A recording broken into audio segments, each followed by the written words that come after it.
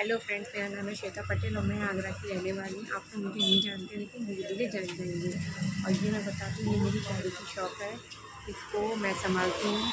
But फिलहाल अभी तो मैं शॉप पर बहुत कम काम कर रही हूँ क्योंकि मेरे पैर में कीड़ा लगा हुआ है। मेरे पैर की ठेप होती है ना, चलने से ठेप हो जाती है। हम लोग को नॉन स्टॉप यहाँ पे चलना पड़ता है, तो हम लोग मेरे पैर में ठेप हो गई है, तो उसको निकलवाया है। बहुत बड़ी ठेप, इतनी बड़ी मेरी ठेप हुई थी। ये मेरा पैर भी स्वेलिंग कर रहा है, देख रहे हैं आप लोग। डॉक्टर ने मुझे बिल्कुल चलने को मना कर दिया। फिलहाल मैं अभी स्लीपर्स भी एक ही पहन रही हूँ। मैंने ना आपको मेरी ब्लॉगिंग के जरिए मेरी पर्सनल लाइफ देखने को मिलेगी।